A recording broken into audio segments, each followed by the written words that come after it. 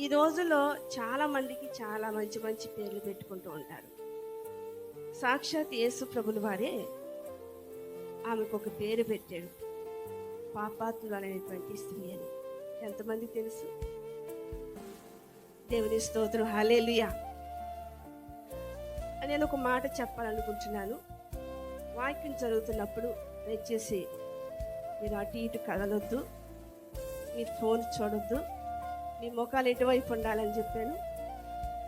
నా వైపు ఏమొద్దు, అటు చూపించాను. దేవుని స్తోత్రం, హల్లెలూయా.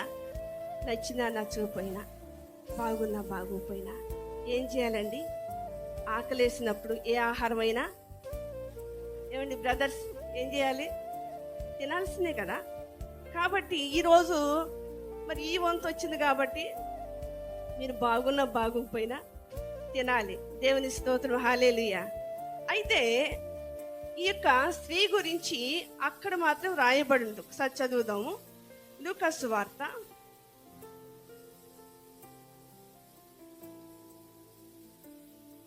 7వ అధ్యాయము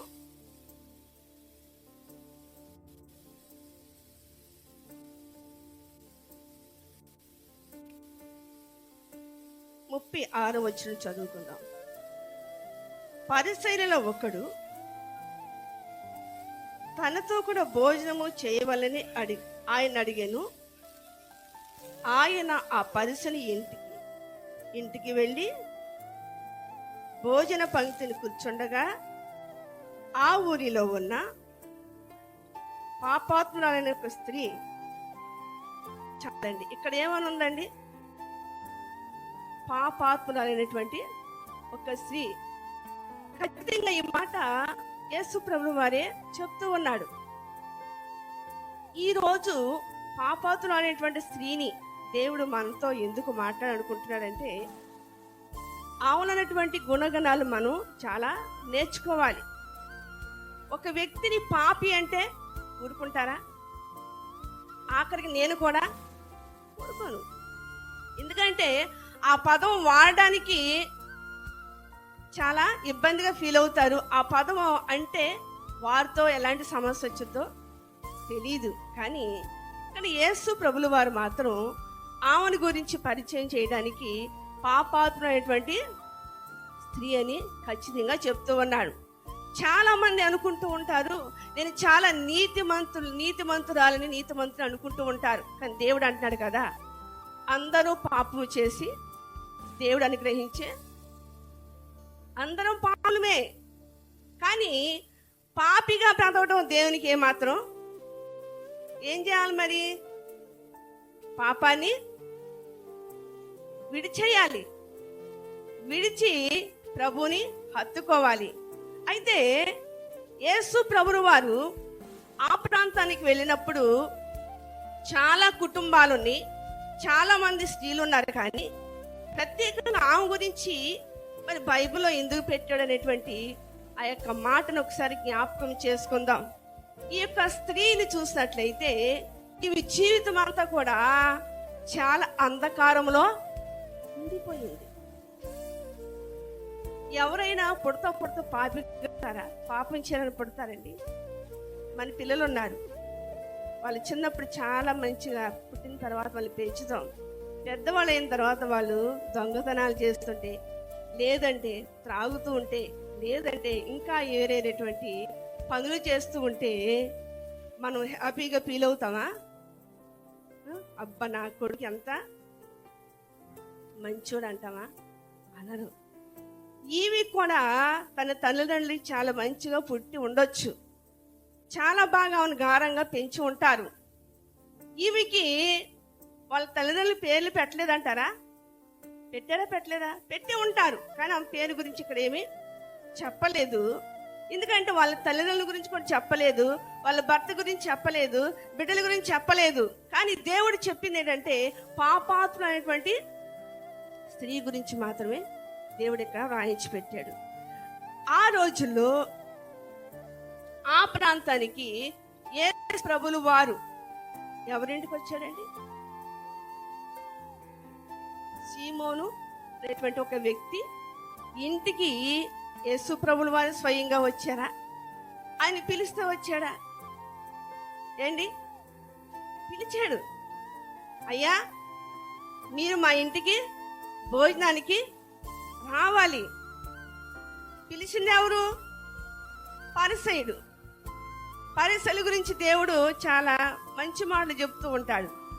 ఎందుకంటే పరిసయ్యుడు ఎప్పుడు కూడా హెచ్చింపుతనము, పరిసయ్యుడు ఎప్పుడు కూడా డంబాల మాటలు, పరిసయ్యుడు ఎప్పుడు కూడా తగ్గించుకోడు. సుంకరి పరిసయ్యులు మనం చూస్తాం. అక్కడ ప్రార్థన చేసినప్పుడు కూడా, ప్రార్థనలో కూడా ఏం చేస్తాడు పరిసయ్యుడు? ఈ సుంకరి వలె నేను ఉండనందుకు నీకు స్తోత్రాలు ప్రభువా, హల్లెలూయా. అంటే తను చూసుకోడు, ఎదుటి వారిని ఏలి పెట్టి చూపించేటువంటి మనస్తత్వము పరిసయ్యులకి. అలాంటి వ్యక్తి ఒకరోజు యేసు ప్రభువాని భోజనానికి పిలిచాడు. మరి పిలిచినప్పుడు వెళ్ళాలి కదా, వెళ్ళకపోతే బాగోదు కదా. కాబట్టి యేసు ప్రభుల వారు ఆ యొక్క గ్రామంలో ఆ గృహానికి ఆయన వెళ్ళాడు. అయితే ఆ గ్రామానికి వెళ్ళగల కారణం ఒకటి ఉంది. ఎందుకో తెలుసా? అక్కడ ఒక స్త్రీ ఉంది. ఆ స్త్రీ యొక్క జీవితం బాగుపడాలని ఉద్దేశించి యేసు ప్రభుల వారు వెళ్ళాడా? వెళ్ళాడు. అది ఎక్కడికి వెళ్ళినా ఏదో ఒక అద్భుతమైన కార్యము చేస్తానే ఉంటాడు. చాలా మంది అంటారు కదా, మేము ఎన్నిసార్లు ప్రార్థనకి వెళ్ళినా, మేము ఎంత ప్రార్థించినా మా జీవితాల్లో ఏ కార్యాలు జరగట్లేదండి అంటారు. అది దేవుళ్ళో తప్ప, నీలో తప్ప? ఎవరిలో తప్ప అంటారు? రావట్లేదా మాట్లాడడానికి? నాలో తప్పు అనుకోవాలి. సేవకులో లేదు, సంఘంలో లేదు, దేవుళ్ళో లేదు, అది కేవలం నీలోనే. అయితే చూడండి, ఇక్కడ యేసు ప్రభుల వారు ఆ ఇంటికి వచ్చి భోజనం చేయడానికి కూర్చున్నాడంట. కూర్చున్నప్పుడు అప్పుడు ఆ ఇంటికి వస్తున్నటువంటి యేసు ప్రభు వారిని గురించి ఆమె విందంట. ఏమని? ఇక్కడికి యేసు ప్రభు వారు వస్తూ ఉన్నాడు. అయితే యేసు ప్రభుల వారు రాగానే ఆమె రావడం గల కారణం ఏంటంటే, గురించి ఆమె వినింది. ఏమని? మనమైతే ఏం చేస్తామంటే, అప్పులని తీర్చేది యేసు దేవుడే, రోగాలని తీసేది యేసు దేవుడే, ఇంకా అనేకమైన సమస్యలు తీసేది యేసు దేవుడు అని చెప్పేసి మనం అనుకుంటాం. కానీ ఆమె ఒకటి నమ్మింది. ఏంటో తెలుసా? పాపులను రక్షించుటకు క్రీస్తు యేసు లోకానికి వచ్చెను. హల్లెలూయా. రెండు చేతులుంటే చేతులు పైకెత్తి ప్రభుకి స్తోత్రం చెప్తావా? హల్లెలూయా. కాబట్టి మరి యేసు ప్రభులు వారు పాపాలు ఏం చేస్తాడండి? ఇష్టపడతారా? పాపిని ప్రేమిస్తాడు కానీ పాపాన్ని ద్వేషిస్తాడు. కాబట్టి ఆ మాట వినింది కాబట్టి ఇంకా చాలా చాలా మరి దేవుడు చేసిన కార్యాలు, అద్భుతాలు వినింది. ఆ వినింది ఏంటో తెలుసా? పాపముల చేత ఎవరైతే పట్టబడి ఆ పాపాలకి ప్రాయశ్చిత్తము కలిగి యేసు ప్రభువారు వారి పక్షాన చేసేటువంటి ఆ కార్యాలు ఆమె చాలా బాగా వినింది. విని ఏం చేసిందంటే, ఒకానొక రోజు యేసు ప్రభుల వారు ఆ ప్రాంతానికి, ఆ గృహానికి వచ్చినప్పుడు ఆమె నెమ్మదిగా తనున్నటువంటి స్థలంలో నుండి ఆమె బయలుదేరిందండి. దేవుని స్తోత్రం, హల్లెలూయా. ఆమె యొక్క పరిస్థితి ఎలా ఉందంటే, పాపములో ఆమె బాగా పడిపోయి ఉంది, పాపములో మునిగిపోయింది, పాపములో ఆమె చితికిపోయి ఉంది. ఇంకా ఆమె గురించి ఎవరైనా గ్రామంలో చెప్పాలంటే ఏమాత్రం కూడా మంచి చెప్పట్లేదు. తన కుటుంబ పరువు ఎంత తీసుకుంటారు? వాళ్ళ తల్లిదండ్రులు కూడా బాధపడి ఉంటారు. ఇలాంటి కూతురు నాకు ఎందుకు పుట్టింది, లేకపోతే ఇలాంటి మరి వ్యక్తి నా కుటుంబంలో దేవుడు ఎందుకు ఇచ్చిన. ఒకవేళ వాళ్ళ తల్లిదండ్రులు బాధపడి ఉండొచ్చు, వాళ్ళ యొక్క చుట్టాలు బాధపడి ఉండొచ్చు. అలాంటి బాధ కలిగించేటువంటి ఈ స్త్రీ ఒకానొక రోజు యేసు ప్రభువారి దగ్గరికి వెళ్ళాలని ఆమెకేమొచ్చిందంట? మనసు వచ్చింది. ఒకసారి చదువుదాం, కొంచెం ముందుకు వెళ్దామా? చదవండి. 38వ వచనం. ఆ, ఆ, ఆ. దేవుని స్తోత్రం, హల్లెలూయా. ఆ ఊరిలో ఉన్న పాపాత్రులైన ఒక స్త్రీ యేసు పరిచయం వెంట భోజనం కూర్చున్నాను తెలుసుకుని ఒక బుడ్డిలో అత్తను తీసుకుని వచ్చి, అది చాలు. దేవుని స్తోత్రం, హల్లెలూయా. ఈవిడి యేసయ్య దగ్గరికి రావాలని ఒక మనసు వచ్చిందండి. చాలా మంది అనుకుంటుంటారు యేసు ప్రభు వారే మా దగ్గరికి రావాలి, సేవకులే మా ఇంటికి రావాలి, మేము మందిరానికి వెళ్ళకపోయినా పర్లేదు అనుకుంటారు. లేదు లేదు, దేవుడు ఎవరిని బలవంతంగా చేయడు. రమ్మని చెప్పడు, వెళ్తాడని కూడా చెప్పడు. ఇది భోజనాలు కూడా ఆయన రమ్మంటేనే వెళ్ళాడు, లేకపోతే వెళ్ళేవాడు కాదు. ఈ యొక్క యేసుప్రభు వారి దగ్గరికి ఈ పాపాత్మురాలి స్త్రీ ఏం చేసిందంటే వెళ్ళాలనుకుంది. ఎలా వెళ్ళాలనుకుందో తెలుసా? ఆమె ఒట్టి చేతులతో రాలేదండి. ఆమె అలాంటి వ్యక్తి అయినా కానీ, ఆమె పరిస్థితి బాగోలేకపోయినా కానీ, ఒక వాక్యం ఉంటుంది 127వ కీర్తనలో. మనం అప్పుడప్పుడు ఏం చేస్తామంటే ఆ వాక్యాన్ని మనము ఇండ్లు కట్టుకున్నప్పుడు కావచ్చు, లేదంటే గృహ ఓపెనింగ్ చేస్తే కావచ్చు, అక్కడ మనం చదువుతూ ఉంటాం, యెహోవా ఇల్లు కట్టించనిళ్ళ. దేవుని స్తోత్రం, హల్లెలూయా. అయితే ఈమె ఇల్లు అంటే మన యొక్క జీవితం. తన యొక్క జీవితం ఏమైందంటే దేవుని చేత కట్టబడలేదు. ఈమె పాపము చేత కట్టబడింది, శాపము చేత అది తన యొక్క ఇల్లు కట్టబడింది. కాబట్టి ఆ బ్రతుకు కాదని విసుకుపోయిందండి. విసుకుపోయి అనేక మంది మాటల చేత ఆమె ఎంతగానో నలగొట్టబడింది. ఆమె ఎదురొస్తున్నా కానీ ఎవరు కూడా ఆమెని పట్టించుకోవట్లేదు. అమ్మో పాపి వస్తుంది, పక్క జరగని చెప్పేసి అందరూ కూడా ఆమెని హేళన చేస్తున్నారు. కానీ ఆ దుఃఖం, ఆ బాధ అంతా కూడా ఆమె లోపలి మనసులోని పెట్టుకుంది. యేసు ప్రభు దగ్గరికి వెళ్ళడానికి ఒక నిర్ణయం తీసుకుందండి. ఏ స్థితిలో అయితే ఆమె పడిందో ఆ స్థితిని జ్ఞాపకం చేసుకుని, అయ్యా నువ్వు తప్ప నా పాపలు ఎవరు క్షమించలేరయ్యా, నువ్వు తప్ప నా జీవితాన్ని కట్టేవాళ్ళు ఎవరు లేరయ్యా అని ఒక మంచి నిర్ణయం తీసుకుని ఆమె వెళ్తూ ఒక అత్తరు బుడ్డిని తీసుకుని వెళ్ళిందండి. అంటే ఆమెకు కూడా తెలుసా దేవుని దగ్గరికి వెళ్తే పొట్టి చేతులతో వెళ్ళకూడదని. బైబిల్ ఉంటుంది కదా, నా మందిరములో ఎవరు కూడా పొట్టి చేతులతో కనబడకూడదు. కాబట్టి ఆమె కూడా తెలిసినే ఆ విషయం. అందుకోసమని ఆ అత్తరు బొడ్డు పట్టుకుని బయలుదేరి ఆమె అక్కడ వాక్యం చాలా విచిత్రంగా ఉంటుంది. యేసయ్య అక్కడ భోజనానికి కూర్చున్నాడంటండి. ఎక్కడ? ఆల్రెడీ కూర్చున్నాడు, భోజనం చేయడానికి సిద్ధంగా ఉన్నాడు.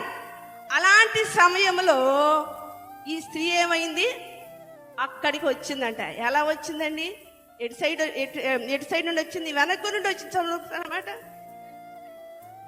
వెనక తట్టు ఆయన పాదముల యొద్ద నిలవబడి, చాలండి, ఆమె మొదటిగా యేసయ్య దగ్గరకు రావాలని ఒక నిర్ణయము తీసుకుంది. ఈ ఉదయకాల సమయంలో పరిశుద్ధాత్మ దేవుడు మనందరితో మాట్లాడుతున్నాడు. బయట ఎవరైతే వింటున్నారో మీతో కూడా దేవుడు మాట్లాడుతున్నాడు. ఇప్పుడున్నటువంటి పరిస్థితులన్నీ కూడా నువ్వు పక్కన పెట్టి నువ్వు యేసయ్య దగ్గరకు వస్తే నీ జీవితంలో ఏం జరుగుద్ది?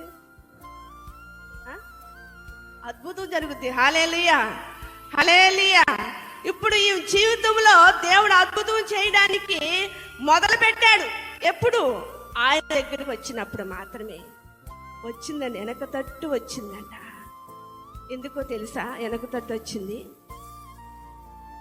ప్రతి ఒక్క పాపపు భారం అంతా కూడా ఎవరు వీపు మీద ఉందంట? యేసయ్య. దేవుని స్తోత్రం, హల్లెలూయా. అది ఆమె గ్రహించినట్లుంది. నేరుగా ఎదురుగుండా రాలేకపోయింది. ఆమె చాటుగా వచ్చి యేసయ్య వెనక తట్టు ఉండి నిలవబడి, సైలెంట్గా లేదండి, ఊరికి నేను నుంచుని చూస్తలేదు, ఈ నాటికాల్లో దేవుని సన్నిధికి వచ్చేటువంటి వారు దేవుని ఎలా అడగాలో, దేవుని ఎలా అడిగితే మనకి దేవుడి కార్యాలు చేస్తారు. ఇట్లా మాటి మాటికి సేవకులు ప్రార్థన చేయండి, కన్నీరు విడవండి, అంగలార్చండి, దేవుని కార్యాలు మీరు చూస్తారని గద్దించి చెప్తున్నా వచ్చేమా వెళ్ళేమా అంతే. అలా ఉంటే కార్యాలు జరుగుతాయా? జరుగుతాయండి? జరగవు.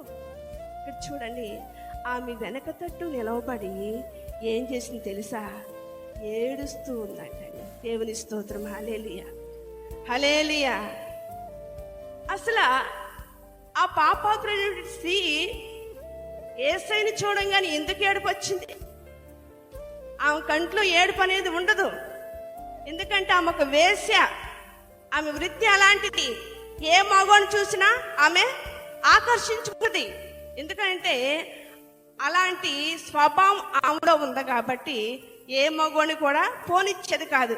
కానీ యేసు ప్రభుల వారి దగ్గరికి రాగానే ఆమెకి ఏమొచ్చిందండి? ఏమొచ్చిందండి? కన్నీరండి. దేవుని స్తోత్రం. హల్లెలూయా. దేవుని సన్నిధిలో మనం రాగానే మనకు కూడా అలాంటి మనస్తత్వం ఉండాలి. పరిశుద్ధ గ్రంథంలో ఉంటుంది కదా, ఇప్పుడైనను మీరు కన్నీరు విడుచుచు దుఃఖించుచు ఎవరి దగ్గర రావాలంట? ఎప్పుడో కాదు, ఇప్పుడే. ఇది అనుకూలమైన సమయము అని గ్రహించింది ఎవరు? పాపాత్రుడైనటువంటి స్త్రీ.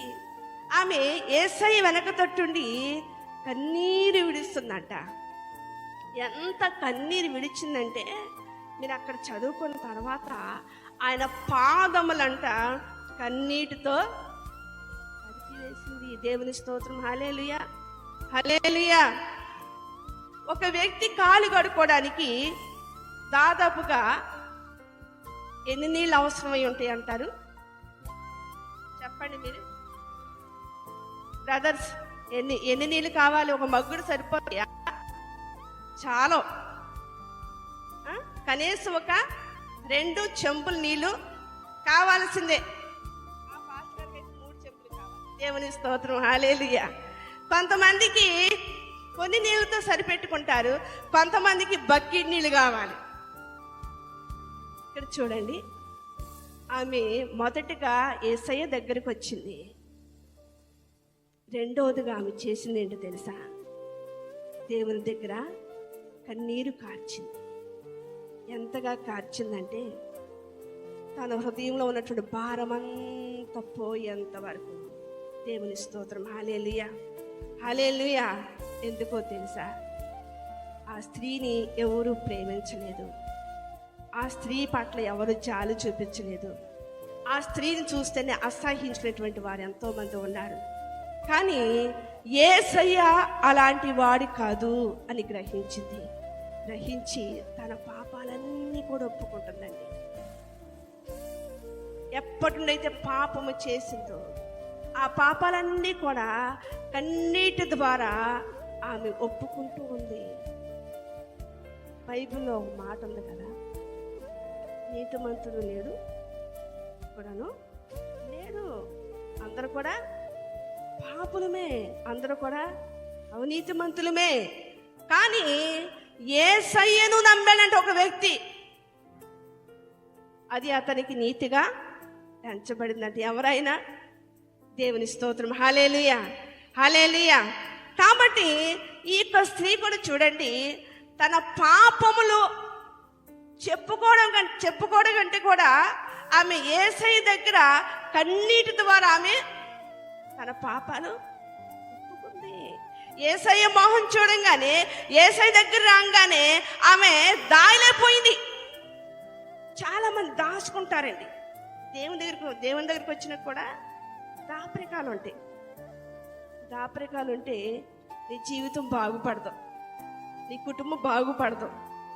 నువ్వు చేసినటువంటి ప్రతి అతిక్రమాలు కూడా నీ బిడ్డల తరానికి ఏమవుద్దు? విస్తరించబడుద్ది, శాపంగా మారుతాయి. కానీ దేవుని వాక్యం చెప్తుంది, ఈ స్త్రీ మాత్రం తన పాపాలు కన్నీటితో ఒప్పుకుంది. చాలా మంది అంటారు, నేనేమి చేయలేదండి, నేను చాలా మంచోని, నేను చాలా మంచిదాన్ని, కాబట్టి మాటి మాటి సేవకులు పాపివని వాక్యాలు చెప్తారేంటి అని అనుకుంటారు. మనము ఏది చేసినా పాపమే. ఎన్నిసార్లు అబద్ధాలు చెప్పట్లేదు, ఎన్నిసార్లు దొంగతనం చేయట్లేదు, ఎన్నిసార్లు ఎదుటి వారిని ఆడుపోసుకోవట్లేదు. ఇది పాపం కదా, ఇది పాపమే. కాబట్టి అలాంటి మనస్తత్వాలు మనం విడిచిపెట్టేయాలి. ఈ స్త్రీ పాపాలన్నీ కూడా కన్నీటి ద్వారా ఒప్పుకుని విడిచేసింది. అంతేసే దగ్గర ఆ కన్నీటితో పాదాలు కడిగింది. తర్వాత ఆమె ఏం చేసింది తెలుసా? మూడవదిగా మనం చూసినట్లయితే ఆవిడంట తన యొక్క కురులతో ఏం తుడిచింది? పాదాలు తుడిచిందండి. హల్లెలూయా! ఎంత గొప్ప విషయం అండి. ఎవరైనా తుడుస్తారు అట్లా? అంత జుట్టు ఉంటుంది అసలు ఈ రోజుల్లో? ఈ రోజు పెళ్లి చేసుకోవాలంటే ఇగ్గులు పెట్టుకుంటున్నారు, పెద్ద పెద్ద కవరాలు పెట్టుకుంటున్నారు. ఎందుకని ఏమో. ఆ రోజులు అలా కాదు, చాలా జుట్టు ఉంది. అందుకే ఆమె పాపం స్త్రీగా పిలువబడింది. ఆమె ఎక్కువగా ఆమె అందాన్ని, ఆమె జుట్టుని, లేదంటే ఆమె వస్త్రధారణ, ఆమె ఎదుటి వారిని ఆకర్షించుకోవడానికి ఒక పదార్థం అక్కడ యేసుప్రభు దగ్గర కూడా తీసుకొచ్చింది. అదేంటి? అత్తరు. చాలా మంది అత్తరు అంటే ఇష్టపడతారు కదా. దేవుని స్తోత్రం, హల్లెలూయా. అది ఎలా ఉండాలంటే ఎదుటి వారిని ఆకర్షించే రీతిగా ఉండకూడదు. ఈమె కూడా అంతే. తన అందాన్ని బట్టి, సౌందర్యాన్ని బట్టి, ఆ పదార్థాలు పూసుకోవడాన్ని బట్టి అనేక మంది పురుషుల్ని ఆమె ఆకర్షించుకుంది. ఎప్పుడైతే యేసయ్య మాట వినిందో, ఇప్పుడు ఈమెను యేసయ్య ఏం చేశాడండి? తన బిడ్డగా చేసేసుకున్నాడు. ఈమె తన కురులతో తుడిచిందంట. ఏం తుడిచింది? యేసయ్య పాదాలు తుడిచింది. తర్వాత 4వదిగా చూసినట్లయితే ఆవిడంట పాదాలను ముద్దు పెట్టుకుంది. దేవుని స్తోత్రం, హల్లెలూయా, హల్లెలూయా. ఇది చాలా విచిత్రంగా ఉంది. యేసయ్య పాదాలు ముద్దు పెట్టుకోవడం ఏంటి అని మనం ఒకవేళ ఆలోచన చేస్తే, ముద్దు అనేటువంటి మాటకి చాలా అర్థాలు ఉన్నాయి. కానీ ఒక మాటలో చెప్పాలంటే ఆమె యేసయ్య అంటే బాగా ప్రేమించింది, ఇష్టపడిందండి. వేరే ఇష్టం కాదండి, ఇది ఆత్మీయమైనటువంటి దేవుని స్తోత్రం, హల్లెలూయా. ఆనాడు భక్తులు అపోస్తులైన పౌలు గారు కావచ్చు, ఇంకా కొంతమంది ఉన్నారు. పవిత్రమైన ముద్దు అంటే ఏం చేయాలంటే పెట్టుకుని ఒకళ్ళు వందనాలు. ఈ రోజులు అది ఉందా? ఈరోజు అది లేదు. బల్లారాధన తీసుకుంటే వందనాలు చెప్పుకోవడం చాలా ఇబ్బందిగా ఫీల్ అవుతున్నారు. కానీ ఇక్కడ ఈ వ్యక్తి చూడండి, యేసయ్య పాదాలను మాటి మాటికి ముద్దు పెట్టుకుంటూ ఉందంట. ఆమె తెలియపరుస్తుంది కదా, ఆమె యేసయ్యను బాగా ప్రేమిస్తూ ఉంది. ఎప్పుడు ప్రేమించింది? ఆమె పాపాలన్నీ ఒప్పుకున్న తర్వాత మాత్రమే. పాపము ఎదలోపల ఉన్నప్పుడు యేసు ప్రభు గురించి మనము మాట్లాడలేము, చెప్పలేము, మనకి మాటలు రావు. ఎందుకనంటే ఆ యొక్క పవిత్రమైన మాటలు మనం నోటి వెంబడి ఎత్తాలంటే కూడా చాలా ఇబ్బంది. కానీ ఈ వ్యక్తి తన పాపాలని కూడా యేసే దగ్గర ఒప్పుకుంది. ఒప్పుకున్న తర్వాత ఆవిడ యేసు ప్రభుని ముద్దు పెట్టుకుని ఆఖరిగా ఏం చేసింది తెలుసా? అత్తరు పూసింది. దేవుని స్తోత్రం, హల్లెలూయా, హల్లెలూయా. అత్తరు పూసిందంటండి.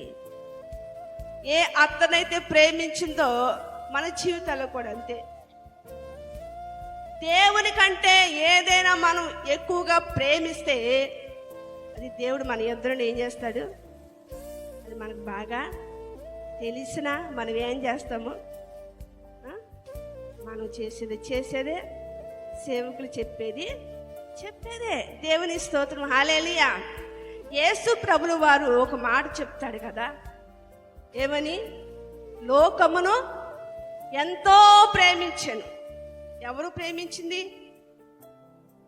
లోకంలో అందరూ ఉన్నాం, అందరూ ఇక ఆయన ప్రేమను పొందుకున్న వారమే. కానీ ఈవిడ ఎప్పుడు తెలుసుకుందంటే తన పాపపు జీవితం విడిచిపెట్టిన తర్వాత తెలుసుకుంది. ఏమని?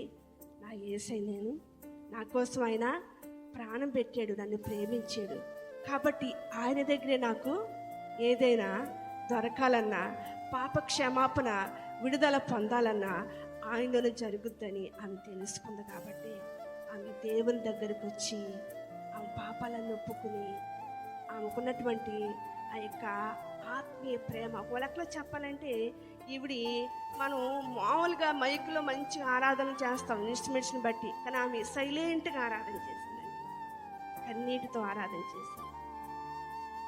ఒక ఆమె కూడా దేవుని సన్నిధికి వెళ్ళి షిలోహ మందిరంలో తనకున్నటువంటి అవసరతను బట్టి ఆమె కన్నీటితో, పెద్దగా ఏమి చేయలేదు, సైలెంట్గా చేసింది.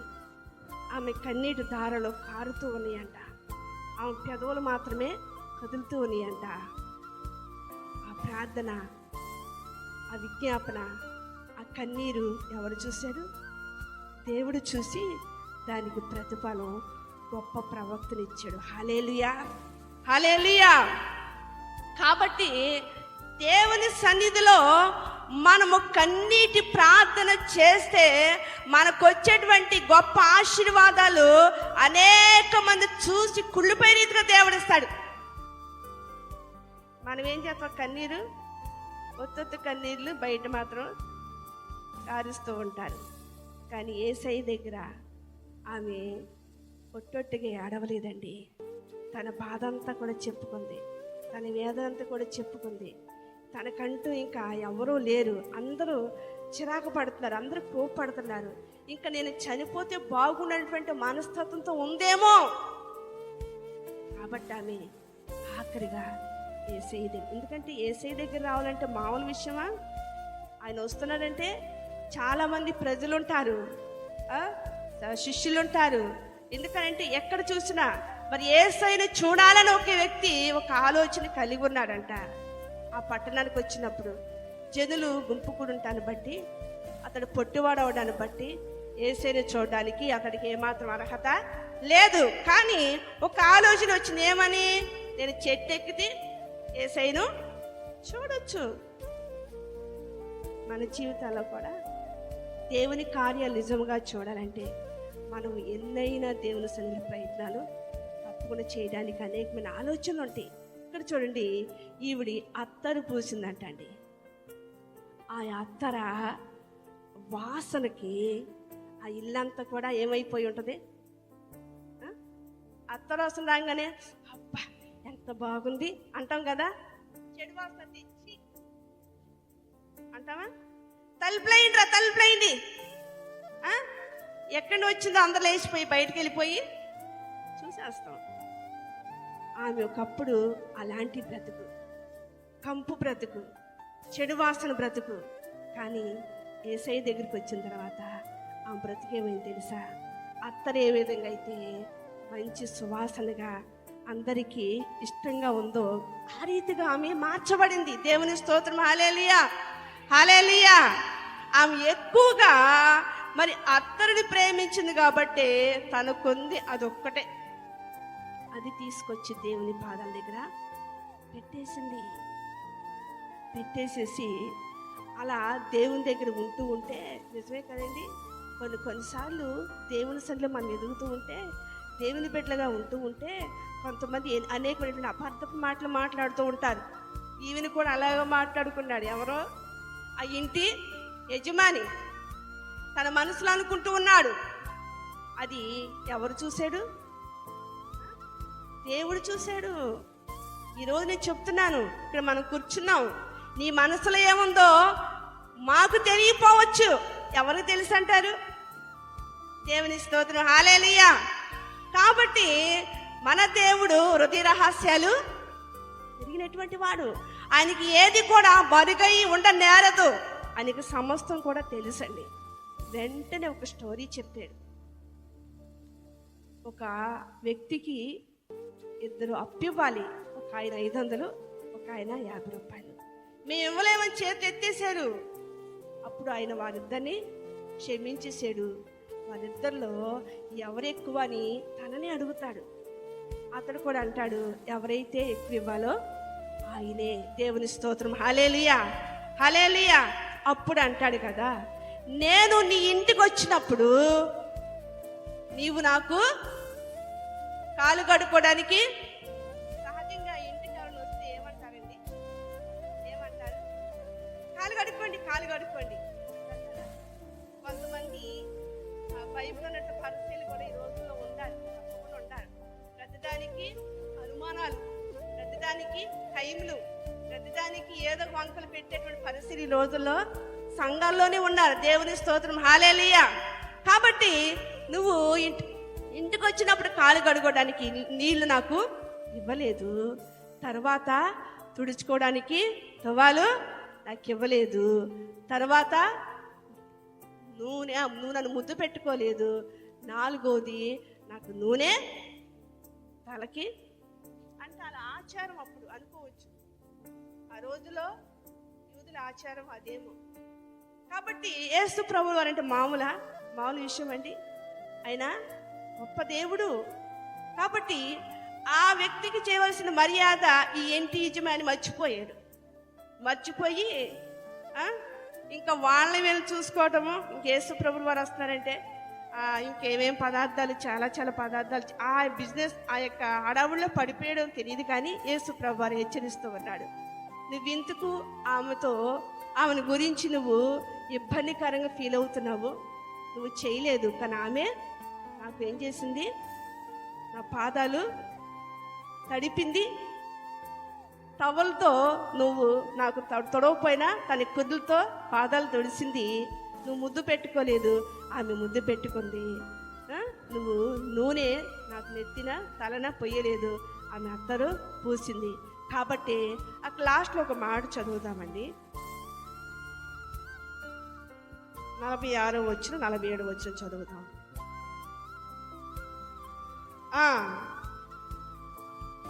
ఓకే.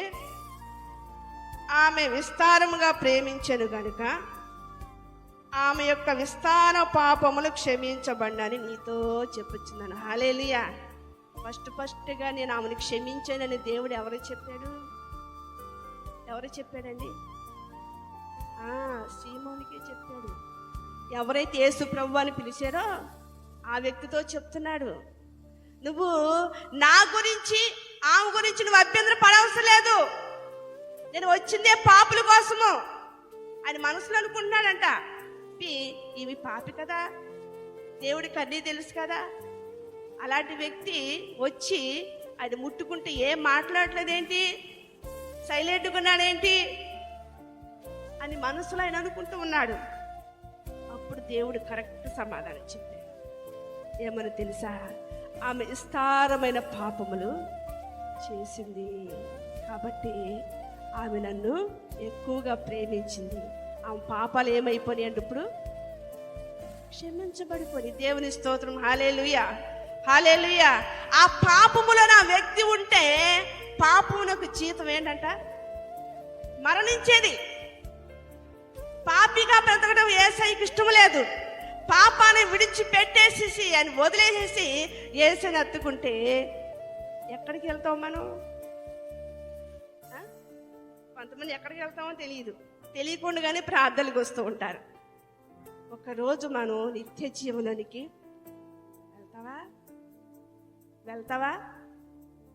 వెళ్తావనే కదండి నువ్వు యేసు ప్రభుని నమ్ముకున్నది. తప్పకుండా వెళ్తాం. అక్కడ మన కొరకు ఆయన అనేక నివాస స్థలములు ఏర్పరిచాడు. దేవుని స్తోత్రం. హల్లెలూయా. అందుకని ఇక్కడ చూడండి, ఆమె పాపముతో బ్రతికి ఆమె జీవితం పాడైపోవటం ఏమాత్రం ఇష్టం లేక ఆమె నిజం తెలుసుకుంది. తెలుసుకో ఈ నిజం, యేసే నిజ దేవుడేనని మనసు మార్చుకోనేస్తమా, క్రీస్తు కొరకు బ్రతకాలని. హల్లెలూయా. ఇవి నిజం తెలుసుకుంది. ఏంటో తెలుసా? నేను యేసయ్య కోసమే బ్రతకాలి. నేను బ్రతికినా చనిపోయినా ఇప్పటి వరకు నా కొరకు నేను బ్రతికాను. నా శరీరం అంతా పాడు చేసుకున్నాను. నాకంటూ ఒక పేరు లేదు. నా ద్వారా నా యొక్క గ్రామానికి చెడ్డ పేరు తీసుకొచ్చాను. నా కుటుంబానికి చెడ్డ పేరు తీసుకొచ్చాను. కాబట్టి ఇక్కడ నుండి నేను ఆ జీవితం నాకు వద్దు. దీనిలో ఆనందము లేదు. ఉందని నేను బ్రతికాను, కానీ యేసయ్యలోనే నాకు ఆనందము. దేవుని స్తోత్రం. హల్లెలూయా, హల్లెలూయా. ఎప్పుడొచ్చింది ఆ మనసు? పాపాలు విడిచిపెట్టిన తర్వాత, లేదంటే పాపపు జీవితాన్ని వదిలేసిన తర్వాత ఆమెకే యేసు ప్రభు గురించి బాగా అర్థమైంది. యేసయ్యలోనే ఉంటూ దేవుని బిడ్డలుగాని జీవిస్తూ ఇంకా నువ్వు పాపిగా ఉన్నావంటే నువ్వు ఖచ్చితంగా నరకానికి వెళ్తావు. హల్లెలూయా, హల్లెలూయా. కాబట్టి నా దేవుడు చెప్తాడు కదా, ఆమె విస్తారంగా యేసయ్యని ప్రేమించింది. మరి నీ సంగతి ఏంటి? నువ్వు యేసయ్యని ప్రేమిస్తున్నావా? పేరుకి చెప్తావు ఏమని? నేను యేసయ్యని ప్రేమిస్తున్నానండి అంటావు. లేదు, నువ్వు అబద్ధం చెప్తున్నావు. నువ్వు యేసయ్యని ప్రేమించేవాడు అయితే, నువ్వు యేసయ్యని ప్రేమించే వ్యక్తివైతే నువ్వు దేవుని సన్నిధికి వస్తావు. నువ్వు యేసయ్యని ప్రేమించే వ్యక్తివైతే దేవుని యొక్క ఆజ్ఞల ప్రకారంగా బ్రతుకుతావు. అన్యాయంగా బ్రతుకువు, అక్రమంగా బ్రతుకువు, అబద్ధంతో బ్రతుకువు, ఇంకా పాపంలోనే మునిగిపోతూ నువ్వు బ్రతుకువు. పాపం అంటే చాలా వస్తాయండి. ఒక స్త్రీ పురుషుడు కలిస్తే పాపం అదొకటే కాదు, చాలా చాలా ఉన్నాయి. ఆజ్ఞాత క్రమమే ఉందా? బైబిల్లో ఉందా మాట? ఎవరు చేశారు ఆ ఆజ్ఞాత క్రమం? ఎవరు చేశారు? అవ్వా, ఆదాము. ఏదైతే తినొద్దని దేవుడు చెప్పాడో అదే వాళ్ళు ఏం చేశారు? తిన్నారు. కాబట్టి మన జీవితాల్లో కూడా దేవుడు చెప్పింది మనం ఏం చేయాలండి? విని చెయ్యాలి. ఈ వినింది ఏమని? యేసయ్య పాపాలు క్షమిస్తాడు. చాలా మంది రోగులు వచ్చేవారు. ఎందుకు వచ్చేవారు? యేసయ్య స్వస్థపరుస్తాడు. కానీ ఇప్పుడు ఈమెకి ఈ రోగపు స్వస్థత కాదు, పాపానికి స్వస్థత. ఈ లోకంలో ఎక్కడ మార్గం దొరకలేదు. ఎవరు కూడా ఆమెకి విడుదల ఇవ్వలేదు. కానీ కల్వరి సిలువలో రక్తం కాచిన యేసయ్య మాత్రమే నాకు పాపాన్ని విముక్తి చేయగలని ఆమె నమ్మిందండి. నమ్మికతో దేవుని సన్నిధికి, నమ్మకముతో దేవుని దగ్గరికి వచ్చింది. ఆమె బాధ అంతా కూడా ప్రభు దగ్గర ఏం చేసిందండి? చెప్పిందండి. ఇటు చూడండి ఒకసారి. హల్లెలూయా, హల్లెలూయా. ఎందుకంటే మనకి వాక్యానుసారంగా చెప్తే మనకి నిద్రలేమద్ది. మధ్యలో కాస్త స్వీట్ వేస్తే నవ్వు వచ్చింది. కానీ ఆ స్వీట్ల హాట్లు నా దగ్గర అయితే లేవు. దేవుని స్తోత్రం. హల్లెలూయా, హల్లెలూయా. ఇప్పుడు స్వీట్ తినే టైం కాదు ఈ పాపాత్మురాలికి. తన పాపము నుండి బయటపడడం కావాలి. నువ్వు ఏ పాపంలో ఉన్నావో నాకు తెలియదు, ఏ శాపంలో ఉన్నావో నాకు తెలియదు, కానీ నా దేవుడు చెప్తున్నాడు కదా, అవి విడిచిపెట్టాయి. అవి విడిచిపెడితే నువ్వు ఏమవుతావంట? కనికరం పొందుతావు. దేవుని స్తోత్రం. హల్లెలూయా. అతిక్రమలు దాచిపెట్టేవాడు ఈమె దాచిపెట్టుకుంటే ఈమె బ్రతికేదా?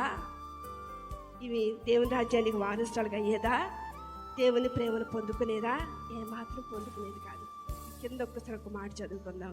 దేవుడు చెప్తున్నాడు కదా, చదవండి. నీ విశ్వాసము 48వ వచనం చదువుదాం. నీ పాపములు తర్వాత అంటున్నాడు కదా, ఆ స్త్రీతో అంటున్నాడు కదా, నీ పాపములు క్షమించబడినవి. దేవుని స్తోత్రం. హల్లెలూయా, హల్లెలూయా. ఎప్పుడైతే ఆ మాట ఆ స్త్రీకి దేవుడు యేసు ప్రభువులు వారు చెప్పాడో, ఆమె ఒక పాట పాడుతుంది. ఏమని? ఆనందమే ఆనందమే యేసుతో జీవితం, ఆశ్చర్యమే ఆశ్చర్యమే క్రీస్తుతో పయనం. హల్లెలూయా. మీకు ఆనందం లేదా? లేదా మీకు? ఒక స్త్రీ పాపాలు విడిచిపెట్టి ఆమె అంత సంతోషంగా పాట పాడుతూ మీరు అడుగుతున్నారేంటి? ఒకసారి గట్టిగా ప్రభుకి స్తోత్రాలు చెబుతావా? రెండు చేతులు ఉన్న వాళ్ళు ప్రభుకి స్తోత్రం చెప్పొచ్చుగా. హల్లెలూయా. ఈమె ఆనందం ఆగలేదు. ఎప్పుడు? యేసు ప్రభుల వారు నీ పాపాలు క్షమించబడి అమ్మా, ఉన్నది ఉన్నట్లుగా నా యేసయ్య చెప్తాడు. చాలా మంది ఉన్నది ఉన్నట్లుగా చెప్తే కోపాలు వస్తాయి. ఇక్కడ ఆమెని బైబిల్లో పాపాత్మరాలుగా పరిచయం దేవుడు చేశాడు. ఆమె ఏం సిగ్గుపడలేదు, బాధపడలేదు. ఎందుకో తెలుసా? నా బ్రతుకు అదే కదా, నా జీవితము అదే కదా. కాబట్టి ఆమె ఏం చేసిందంటే ఆ మాటను బట్టి ఆమె చాలా సంతోషించింది. చదువు, ఇంకో మాట చదువుదామా? కింద చదువుదాం.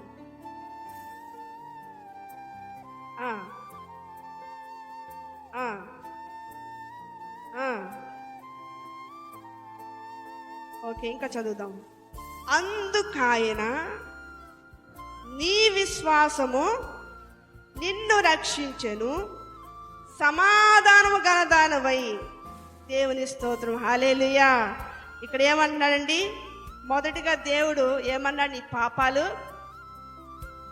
అంత ముందు వరకు దేవుడేం మాట్లాడాలి ఆమెతోటి. ఆమె మొత్తం కూడా సైలెంట్గా అన్ని చేస్తూ వచ్చింది. ఎందుకంటే ఆయనతో మాట్లాడడానికి ఆమెకి ధైర్యం లేదు. మనుషులతోనే మాట్లాడడానికి ధైర్యం లేదు.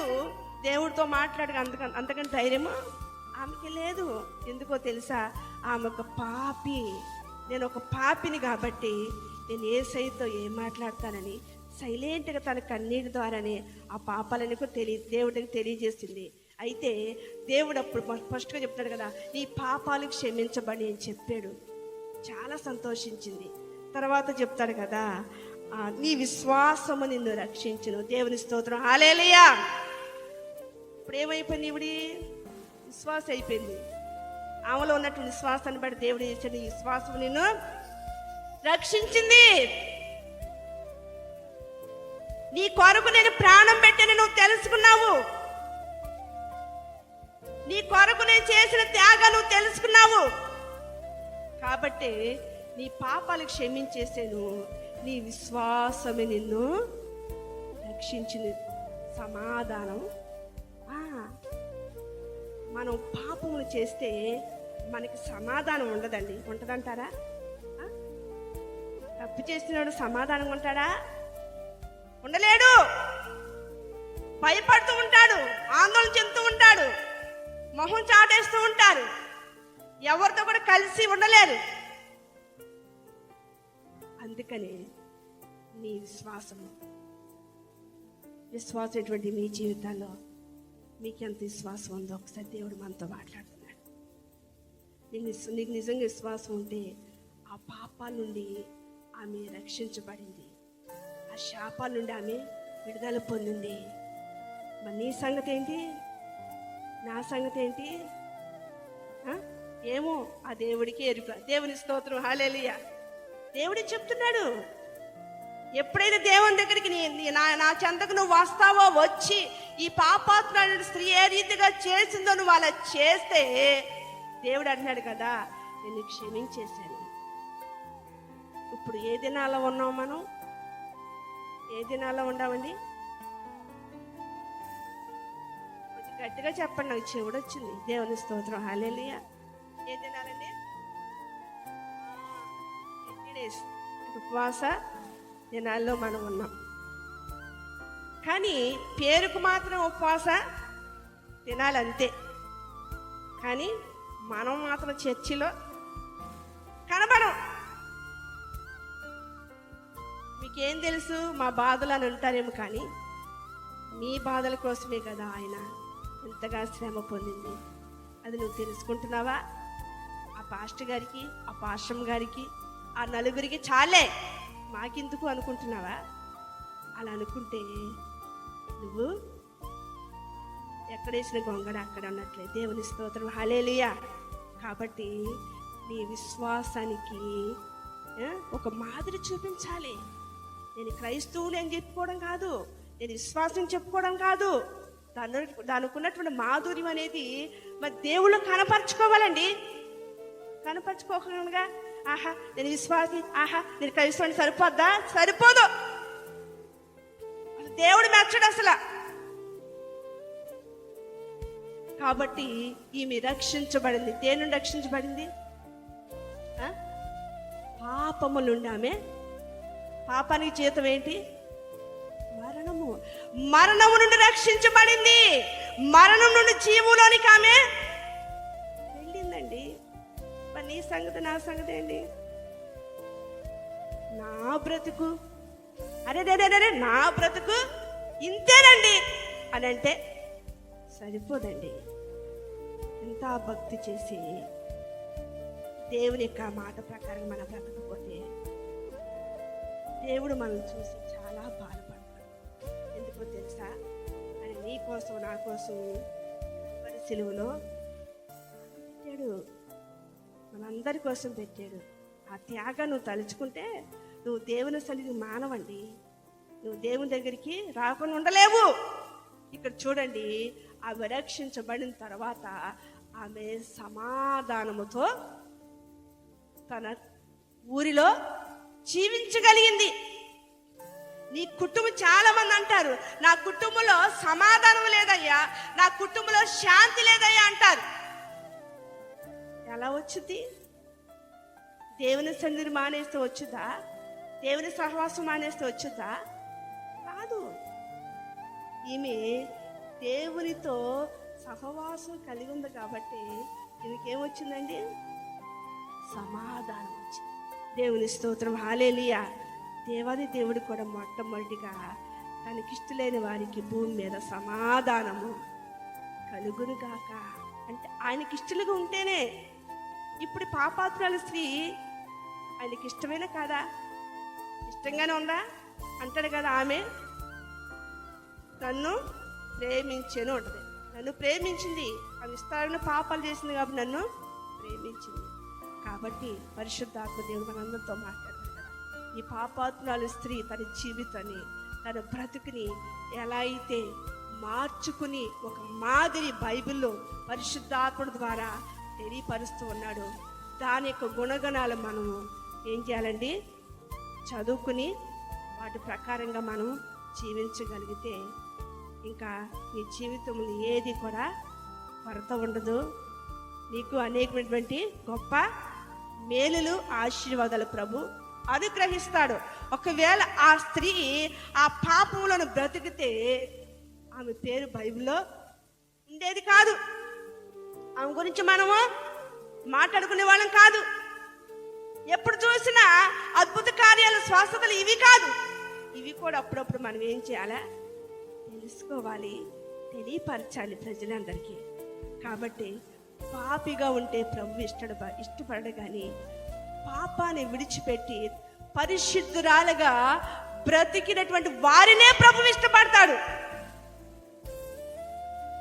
ఏ విషయంలో మన పాపులమే, ఇంకా మన పాపులు ఉండాలని ప్రభు ఇష్టపడతాడు. పాపాలు విడిచిపెట్టేయాలి, శాపాలు వదిలిపెట్టేయాలి, సమస్తం కూడా విడిచిపెట్టేసి ప్రభు కొరకై నేను బ్రతుకుట క్రీస్తు కొరకే, చావైతే నాకు లాభము. హల్లెలూయా. అలాంటి బ్రతుకు ఎవరు బ్రతికారు? ఎవరు బ్రతికారు? ఎవరు బ్రతికారండి? ఇప్పుడు చెప్పుకున్నాం ఆమె గురించి. దేవుని స్తోత్రం, హల్లెలూయా. దేవుని కోసం బ్రతకడానికి ప్రయత్నించినాక లోకము కోసం బ్రతుకు ఆపేసింది. ఎందుకో తెలుసా? దాని ద్వారా తన యొక్క మరి దేహం పాడైపోయింది, ఆమె పరువు పోయింది, తన యొక్క కుటుంబీకుల యొక్క మరి పరువు పోయింది, గ్రామంలో వెలివేయబడింది. కానీ ఇప్పుడు ఈరోజు ఆమె యేసయ్య దగ్గరికి వచ్చిన తర్వాత, ఆమె పాపాలు క్షమించబడిన తర్వాత ఇప్పుడు అందరితో కలిసి నేను బ్రతుకుట క్రీస్తు కొరకే, చావైతే నాకు లాభం అంటూ సమాధానముతో ఆమె దేవుని యొక్క సహవాసాన్ని కోరుకుంటూ ప్రభు కొరకే బ్రతికినట్లుగా మనం పరిశుద్ధ గ్రంథంలో చూస్తున్నాం. ప్రియమైనటువంటి దేవుని పిల్లలారా, నీవు నేను మనందరం కావచ్చు. ఇంకా ఏ పాపాలు మన హృదయంలో ఉన్నాయో ఎక్కడో ఒక పక్కన అడుగున దాక్కునే ఒకసారి ఏం చేయాలా, కాస్త దులిపితే బయటికి వస్తాయి. ఎలా దులపాలి? ప్రార్థనలో. మామూలుగా బూజుగారు పట్టిన దులుపుతాయి, బయటకు వచ్చాయి కావు. నువ్వు ప్రార్థన చేస్తే అవన్నీ కూడా ఆటోమేటిక్గా ఏమైపోతాయండి, బయట పడిపోతాయి. అప్పుడు దేవుడు నిన్ను క్షమిస్తాడు. ఎలా ప్రార్థన చేయాలని చెప్పాను? కన్నీటితో. ఎవరు చేశారు కన్నీటితో ప్రార్థన? పాపాత్మురాలు చేసింది. కాబట్టి యేసయ్యను నువ్వు అలా మరి ఆరాధిస్తే, అలా యేసయ్యని బతిమాలుకుంటే తప్పకుండా నీ జీవితాన్ని కూడా ఒక నూతనంగా ప్రభు మార్చడానికి, ఒక పరిశుద్ధమైనటువంటి జీవితం నడిపించడానికి ఆయన ఇష్టపడుతున్నాడు. కాబట్టి తప్పకుండా మనం పాపాత్మురాలు ఉన్నటువంటి స్త్రీ ఏ రీతిగా అయితే తన బ్రతుకు మార్చుకుని, తన జీవితాన్ని మార్చుకుని ప్రభు కొరకే బ్రతుకుతూ ప్రభు సాక్షిగా ఉన్నదో, మనమే కాదు అనేక మంది బిడ్డలు కూడా ఆ రీతిగా ప్రభులోకి నడిపించడానికి మనం కూడా ప్రభు కొరకు నడుము కట్టుకుందాం. అతి కృప ఆశీర్వాదాలు ప్రభు మనకందరికీ దయచేయునుగా.